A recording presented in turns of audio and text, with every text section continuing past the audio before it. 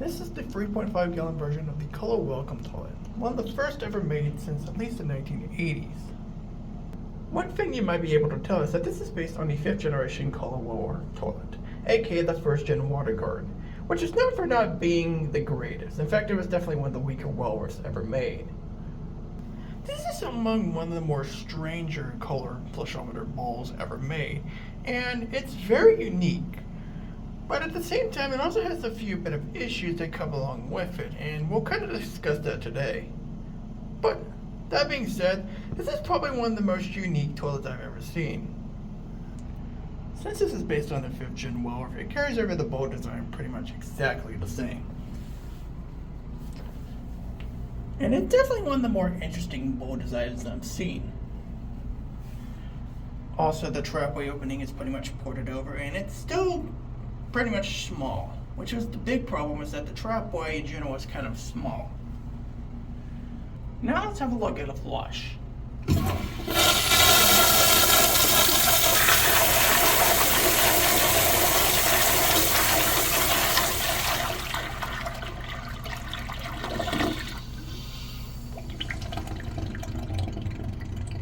As you saw there, the flush is pretty strong. I've even noticed that even sometimes on weaker pressure, this still can have a strong flush and a strong power to it, which is quite interesting. It also makes it very exciting regardless of what pressure it's on. Even on lower pressure, it still has a fairly good flush. Now it's time to talk about some of the main problems with this design and just toilet in general. I think you may have already saw it, but the quality control on this is pretty crap. And I think you may have saw it during the flush, but I'll show it again.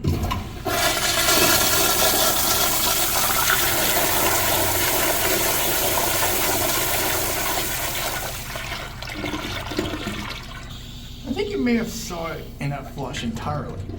One thing you might have noticed is that the rim jets are just all over the place, and it's different on each bowl this is made. So what you saw here is going to be different on another Wellcomme of the same make, which is ridiculously inconsistent.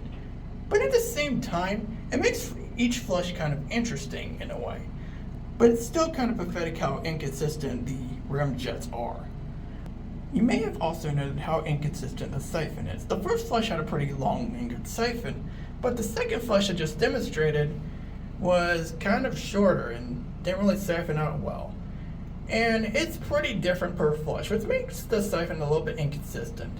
The pool itself is perfectly fine, but the siphon kind of ruins it a little bit. Not as bad as some others I've seen, especially compared to the first version of the Kingston Waterguard, which is far worse. But at the end of the day, inconsistent siphons aren't great at all. You'd be shocked that the performance is actually pretty fine on these, even though the trapway is still ridiculously small as based on the 5th Gen Wellworths. It definitely performs a lot better compared to its Wellworth counterpart. But compared just to a Kohler Downing, and the performance is definitely less impactful. It's definitely a lot better than you might expect, but at the end of the day, there are better Kohler toilets out there that perform a lot better.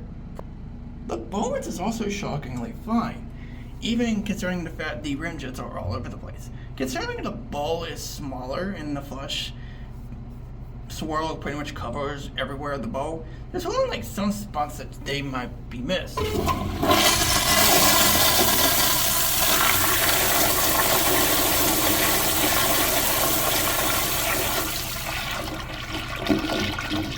Like right there, it actually covered a pretty good amount of the bowl, with maybe some spots missing some of the rinse.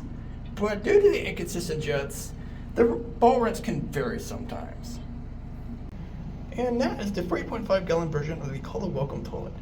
A very unique toilet, but compared to a lot of stuff, it's definitely a little bit lacking. It's definitely one of the more unique Kohler toilets made, but there's definitely better from the time period that this was made. If it wasn't for the quality control and the inconsistent siphons, this could actually be one of the better Kohler toilets, but I still like the Downing and other stuff over this. Still unique, but could have been executed a lot better. Let's grade it though. Beginning with the overall design of the 3.5 gallon Kohler Wellcomme, it definitely looks a bit interesting. You know what else is interesting? That this bowl, in terms of height, is one of the smallest bowls I've ever seen. I can imagine how awkward it is using this sometimes. I mean, compare this to something like a Kohler Downing, and you know exactly what I'm talking about. That being said, though, the design itself is a bit interesting, and I'll give it a 6. Yeah, I'm not going to pretend to lie. The quality control of this toilet is pretty sucky, and I'm not going to sugarcoat it at all. There are two main problems with this version of the Wellcomme. One being the kind of inconsistent siphons, and it often depends on the flushes sometimes. Sometimes the siphon is pretty good.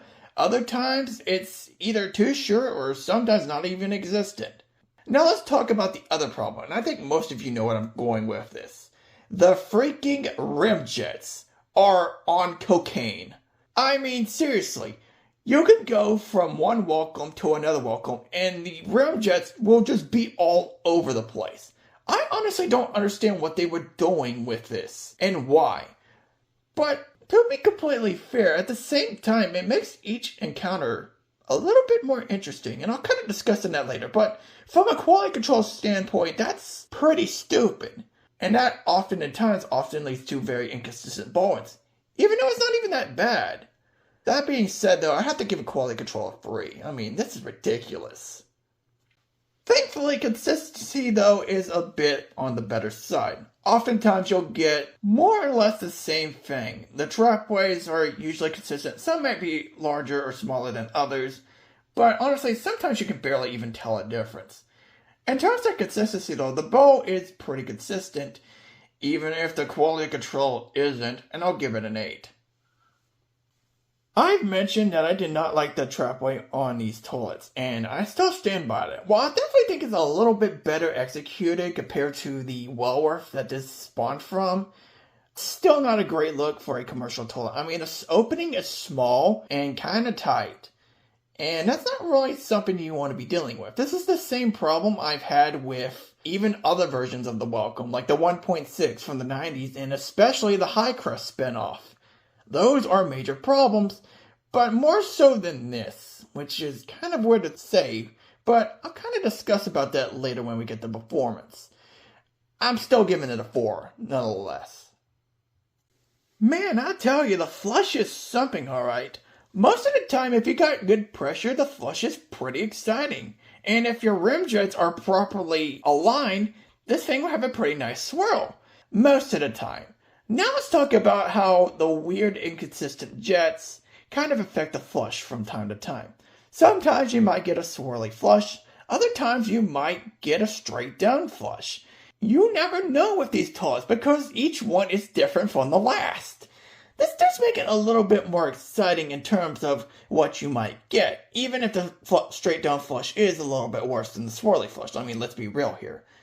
But I gotta give credit to the flush a little bit. Even on weaker pressure, this thing has some oomph to it that I just can't explain. It feels powerful even though it might not even be that powerful in general, which is something I like. If it wasn't for the inconsistent flushes, I would give this a 9, but I'll have to settle on an 8. In terms of pull, this thing's actually a lot better than some other toilets from around the time, where sometimes, especially on floaters, they just kind of linger around and sometimes don't even get pulled in properly. Though I definitely noticed that this has a better pull compared to most other toilets. That being said, though, if it wasn't for the fact that the siphon is a little bit inconsistent, it would definitely receive a little bit higher score than some others, but I have to give it a 6.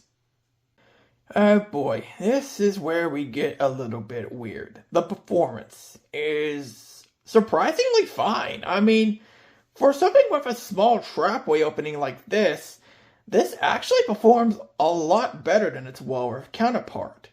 Which is weird to think about considering that this is literally inspired from probably the most underwhelming generation of Wellworth. How does it work better on Flushometer than it does on Tank, when it's virtually the same design? I'm guessing besides its main flaws, they actually kind of executed it out better on this than the Wellworth, which is strange to think about. I wouldn't say this is perfect, though. Compare this to something like a Kohler Downing, and it's obviously going to get beat. That being said, though, I have never seen any of these clock, which is honestly very shocking. That being said, though, I'm not really going to give it a high score, though, because of the opening. Still kind of irks me a little bit. The performance gets a 7. The balance in general is not that bad, but we gotta consider the fact of the inconsistent jets, where sometimes the jets are not properly aligned and so some parts are kind of missed. Thankfully though, this bowl isn't very deep compared to some other models out there. So therefore, there isn't really too much to cover and the swirl for the most part gets most of it, except for some of the upper rim. But that's about it though. I definitely wouldn't say it's perfect though, but it's definitely a lot better than I expected, and it gets a 7. I'm honestly shocked that these things have a pretty high survivability despite its flawed designs and quality control. Minus the obvious fact of obvious scummifications of some buildings because we want new fixtures. Generally speaking, these things last a pretty good long time. In the downstairs restroom, in the same building I filmed this particular Wellcomme, there's actually another 3.5 Wellcomme in a remodeled restroom, despite most of the fixtures getting replaced.